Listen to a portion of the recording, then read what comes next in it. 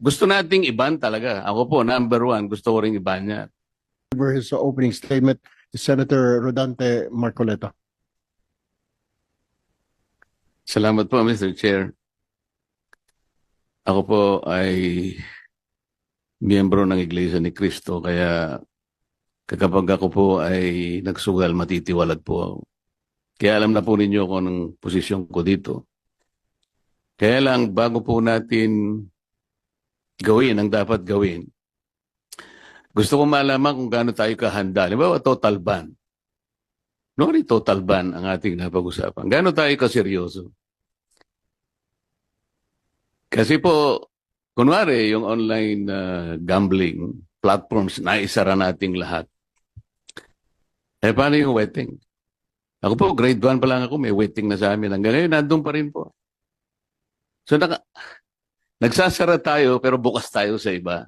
So, baka mamaya sabihin ng tao, hindi naman totoo yung pinagsasabi ng mga senador na ito. Gusto ko po, seryosohan. Gaano po tayo kaseryoso na gawin natin lahat to?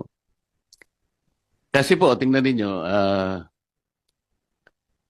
sa public administration, meron po tayong mga key principles in public policy.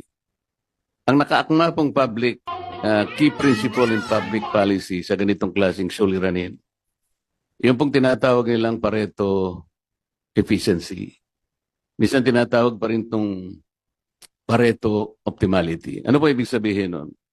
It describes a situation where a state is supposed to allocate resources in a way that makes it impossible to make one very happy but also making the other very, very sad. O paano po ngayon yan? Napakaraming tatamaan ngayon. Paano natin sasagutin ngayon ng biglaan sa ating mga kababayan to? Nang hindi tayo pagsususpetsahan na gagaling-galingan ng mga senador na ito, pero baka wala ring magawa. Gusto nating iban talaga. Ako po, number one, gusto ko ring iban yan.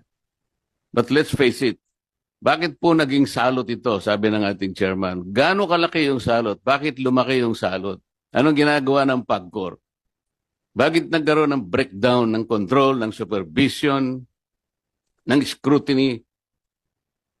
Bakit sangayon ngayon sa mga nagsipagsalita ng mga kasama ko ay lumala ng lumala and we're facing a social ogre siguro?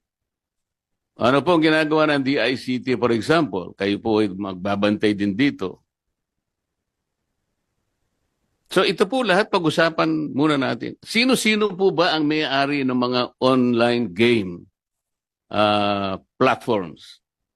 Siguro po kailangan isubmit sa atin ang PAGCOR. Sino po yung malalaki talaga? Halimbawa po, sino ang may-ari ng AB Leisure Exponent Inc.? Sino yung may-ari ng Gabin Ventures Inc., GVI? Sino yung may-ari ng Playmate Leisure Solutions Corporation? Sino may-ari ng PhilWeb Corporation? 4 lang po yung babanggitin ko. I was informed that these 4 online gaming operators corner more than 80% of the entire market for this gambling operation. Sino po itong mga lalaki? Kilala ko po lahat ito, kaya lang gusto ko marinig sa PAGCOR. Isasubmit nyo po ba sa komite kung sino-sino ang may-ari ng mga gaming platforms na ito? Mr. PAGCOR, can you make a commitment na isubmit po ninyo?